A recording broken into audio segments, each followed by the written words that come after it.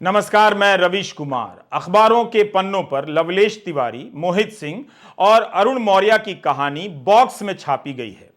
जिन तीनों ने अतीक और अशरफ की हत्या की है, उनकी कहानी या तो किनारे नजर आती है या प्रमुखता में दूसरे नंबर की लगती है। अतीक के कारनामों से पन्नों को भर दिया गया है। जाहिर है पहले भी भरा ही गया होगा और भरा भी जाना चाहिए। जब मार्च के महीने में अतीक को साबरमती जेल से प्रयागराज लाया जा रहा था, बॉक्स आइटम से मेरा मतलब इस तरह से है जैसे यह कोई मामूली जानकारी हो। वैसे जो जानकारियां छापी गई हैं उनसे बहुत कुछ पता नहीं चलता है। सभी अखबारों में थोड़े बहुत अंतर के साथ एक तरह की कहानी छपी है। लवलेश तिवारी बांदा का रहने वाला है, मोहित सिंह हमीरपुर का और अरुण मौर्य कासगंज का।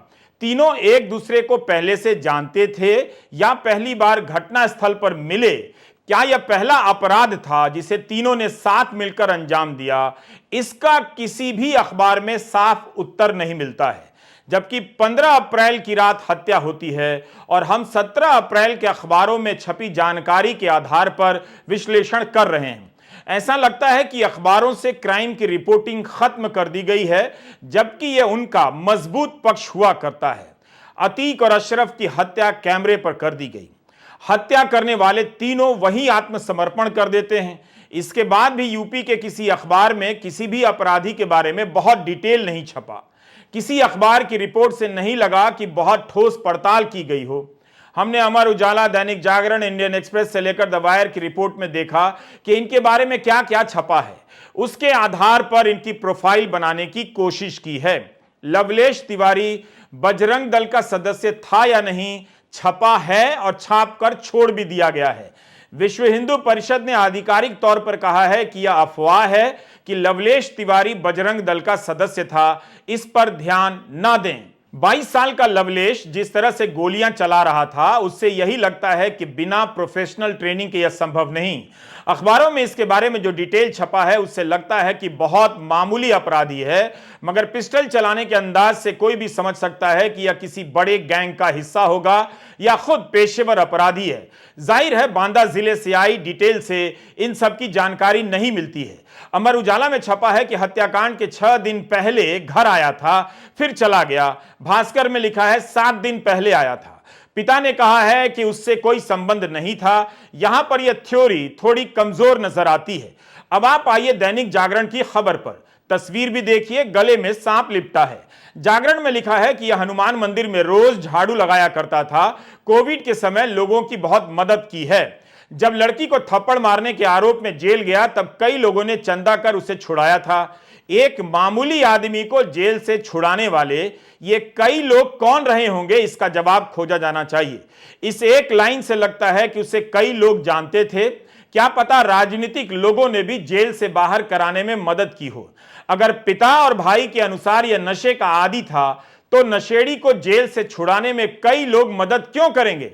मदद करने वाले कौन थे? वायर ने लिखा है कि मां कह रही है कि लवलेश हनुमान जी का भक्त था। जागरण ने एक और बात लिखी है, लवलेश तिवारी ने 50 लोगों का गैंग बनाया था। हम अपनी तरफ से इसकी पुष्टि नहीं कर सकते, लेकिन अखबार ने जो लिखा है और अगर सही है तब तो यह साधारण बात नहीं है। यूपी पुलिस को तुरंत ही इन 50 लोगों को पकड़ना चाहिए और देखना चाहिए कि इनके कारनामे क्या हैं। जानना चाहिए कि अखबार ने क्यों लिखा। ऑल्ट न्यूज ने लवलेश तिवारी के फेसबुक पेज से कुछ तस्वीरें निकाली हैं। इन तस्वीरों में केंद्रीय मंत्री स्मृति ईरानी देखी जा सकती हैं। आपसे गुजारिश है कि निष्कर्ष निकालने में जल्दी ना करें, क्योंकि वहां केंद्रीय मंत्री हैं। बस सवाल पूछिए कि क्या यह कार्यकर्ताओं का कोई सम्मेलन था, क्योंकि बंद हॉल की तस्वीर लगती है, या खुला अधिवेशन जैसा था जहां भी कोई भी आ जा सकता था। क्या मंत्री के सामने बैठे लवलेश को वहां मौजूद लोगों में से कोई पहचानता है? अगर हां तो इसकी पहचान किस तरह की रही होगी? क्या यह इतना महत्वपूर्ण कार्यकर्ता रहा होगा कि यहां तक पहुंच गया? यह सब जांच का विषय होना चाहिए। जागरण ने अपनी रिपोर्ट में लिखा है कि लवलेश खुद को बजरंग दल का जिला सह सुरक्षा प्रमुख बताता था। हम नहीं जानते कि इस तरह का पद होता भी है या नहीं। कोई यूं ही बताता फिरेगा कि वह बजरंग दल का जिला सुरक्षा प्रमुख है। किससे बताता होगा और क्या यह कभी बजरंग दल के वहां के नेताओं को पता चला था? जागरण ने खबर के आखिर में लिखा है कि बजरंग दल के जिलाध्यक्ष अंकित पांडे का कहना है कि लवलेश हमारे संगठन का सदस्य नहीं था, कार्यकर्ता और पदाधिकारी भी नहीं था। उम्मीद है अखबार अपनी आगे की रिपोर्ट में इस पहलू को लेकर और पड़ताल करेगा, मगर आज के अखबार में यह बात बहुत जरूरी तथ्य के रूप में नहीं छापी गई है। द वायर के लिए आलिशान जाफरी ने लवलेश के साथ दिख रहे बजरंग दल के नेता से बात की, मगर इस नेता का नाम नहीं छापा गया है। हम फिर से बता दें कि विश्व हिंदू परिषद ने इसे अफवाह बताया है कि लवलेश बजरंग दल से जुड़ा था।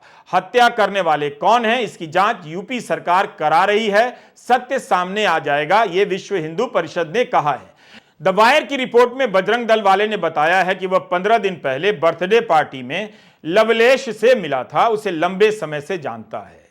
यह बहुत अहम जानकारी है। किसकी बर्थडे पार्टी थी, उस बर्थडे पार्टी में कौन कौन लोग मौजूद थे, पुलिस चाहे तो इस बर्थडे पार्टी की सारी जानकारियां निकाल सकती है। तस्वीरें भी होंगी ही और वीडियो भी हो सकता है। द वायर से बात करने वाले बजरंग दल के सदस्य ने कहा कि मीडिया जिस तरह से लवलेश के बारे में रिपोर्ट कर रहा है वैसा नहीं था। काफी धार्मिक व्यक्ति था और अच्छा दोस्त था। हम खुद इस घटना से सदमे में हैं। दैनिक भास्कर ने भी गांव के लोगों के बयान के आधार पर लिखा है कि 2014 में बजरंग दल में शामिल हो गया था। उसके बाद से तो वो प्रदर्शन धरने में भी शामिल होने लगा। उसके परिवार वाले इस बात के खिलाफ थे, लेकिन लवलेश इन बातों की चिंता नहीं करता था। अगर ऐसा है तब धरना प्रदर्शन में बैठे हुए उसकी तस्वीरें हो सकती हैं। उसकी इन गतिविधियों से जुड़ी तस्वीरें होनी चाहिए। दैनिक भास्कर ने लिखा है कि उसे नेता बनने का शौक था, तब तो ऐसी तस्वीरें जरूर रही होंगी। जिस घर में लवलेश के पिता किराए पर रहते हैं, उसके मालिक का कहना है कि उन्हें भी हैरानी हो रही है कि लवलेश ने ऐसा कहा। हम अतीक अहमद के अपराध के कितने किस्से जान गए हैं, मगर लवलेश कैसे अपराधी बन गया अभी तक कितना कम जानते हैं।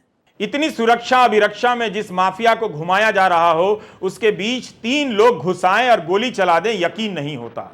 हो भी सकता है कि इन्हीं तीनों का दिमाग रहा हो, लेकिन यह सवाल जवाब तो मांगता है कि लवलेश जिस अंदाज से पिस्टल चला रहा है, उससे यही लगता है कि वह किसी मजबूत गैंग का हिस्सा है, उसे किसी तरह का प्रशिक्षण हासिल है। हम गोली चलाने और हत्या से जुड़े दृश्य नहीं दिखा रहे हैं क्योंकि YouTube इसकी इजाजत नहीं देता है, और यह सही भी है। लवलेश किसका मोहरा है? क्या वह कोई मास्टरमाइंड है जो सामने नहीं आ रहा है? क्या कभी यह देश जान पाएगा? लवलेश तिवारी के परिवार का बयान भी अजीब है। एक बयान है वो बेरोजगारी के कारण हताश था, पिता की बात नहीं सुना करता था। एक जगह छपा है 6 दिन पहले आया, नहाकर चला गया। इसका मतलब आता जाता रहा होगा। हो सकता है कि इतनी बड़ी घटना के बाद पिता ने खुद को किनारे कर लिया हो। ध्यान रखना चाहिए कि परिवार के अलग अलग सदस्य अलग अलग बातें करते हैं, इसलिए हम पिता की ओर इशारा नहीं कर रहे हैं। हम बस यही सवाल कर रहे हैं कि घर और मोहल्ले में क्या इसकी किसी भी तरह की धाक रही होगी? इसके संबंध राजनीतिक और धार्मिक संगठनों से हो सकते हैं, है भी या नहीं।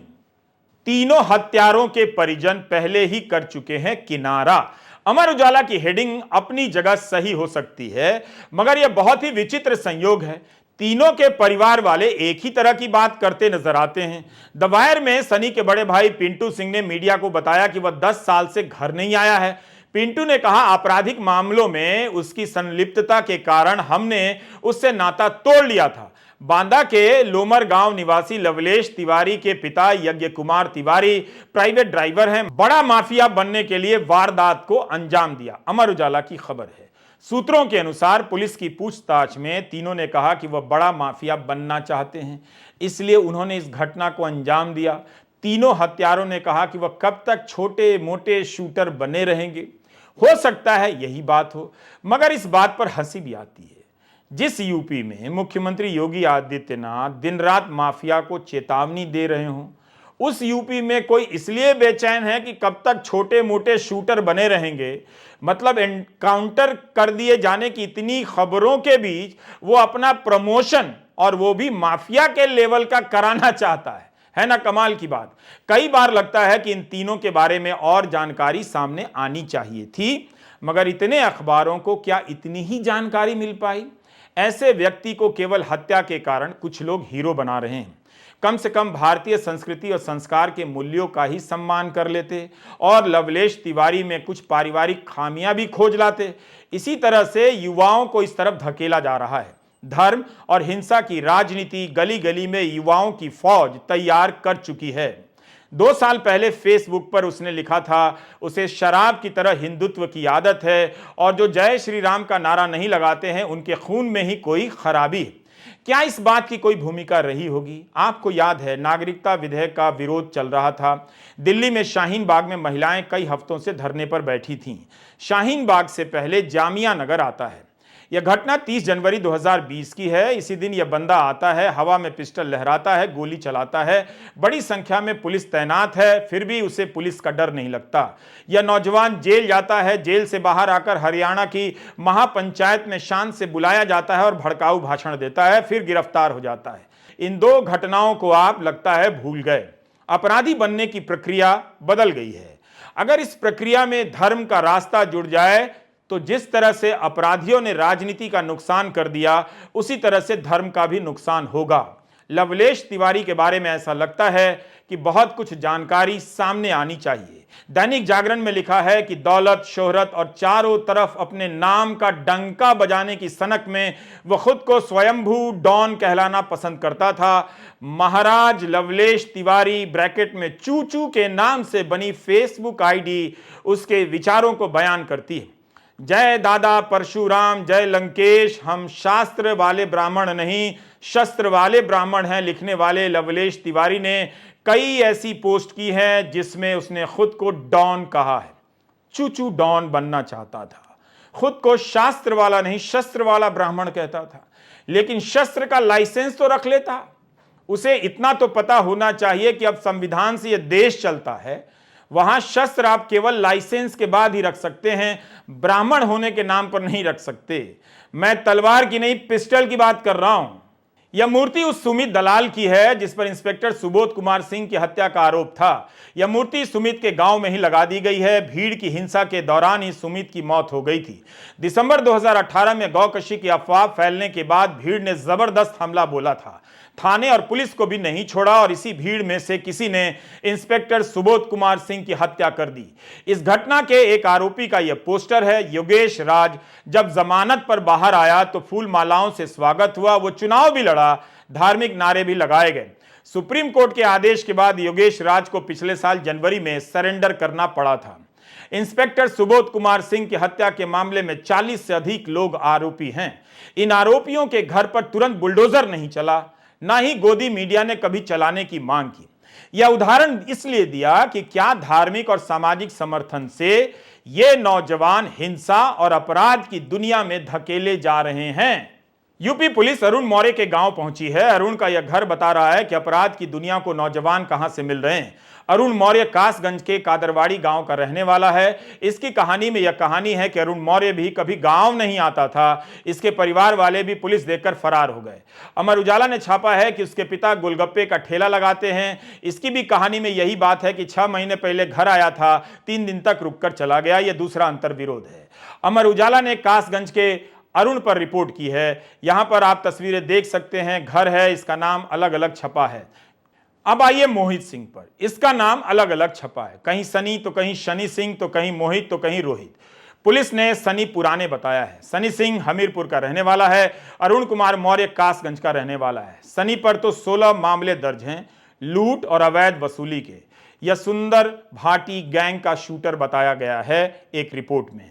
योगी राज में यह गैंग शूटर रख रहा है, गैंग चला रहा है, यह तो मुख्यमंत्री ही बता सकते हैं, जवाब दे सकते हैं। एक बात और है, इन तीनों में अपराध की दुनिया का अनुभव मोहित सिंह का ज्यादा है। उसे पश्चिमी यूपी के गैंगस्टर से जोड़ा जा रहा है, मगर सारा फोकस लवलेश तिवारी पर भी है। इन तीनों की कहानी में कुछ बातें कॉमन हैं। तीनों घर या गांव नहीं जाते थे, मगर 3 में 2 के घर आने और ठहरने की भी खबरें छप गई हैं। तीनों के माँ बाप गरीब हैं, दिहाड़ी मजदूरी करते हैं, तीनों अलग अलग जिलों के हैं। सवाल है कि इनके पास पिस्टल कहां से आई 7 लाख की? उसके लिए पैसा कहां से आया? क्या कोई चौथा भी है जिसने इन तीनों को मिलाया, पिस्टल की सप्लाई की? क्या कोई पुलिस के भीतर का कोई है जो इसमें शामिल हो सकता है? कपिल सिब्बल के सवाल भी गूंज रहे हैं। मेडिकल इमरजेंसी नहीं थी तब रात के 10 बजे क्यों ले जाया गया? मीडिया को क्यों करीब आने दिया गया? 7 लाख की पिस्टल कैसे मिली? गोली चलाने में दक्ष और हत्या के बाद तीनों का आत्मसमर्पण कर देना। क्या वो चौथा ऐसा है जो सिस्टम के भीतर है, सिस्टम से जुड़ा हुआ है और जिससे जुड़ा है माफिया को बचाने वाला तंत्र है? उम्मीद है 2 महीने बाद जब जांच रिपोर्ट आएगी इन सवालों के जवाब मिल जाएंगे। नमस्कार, मैं रवीश कुमार।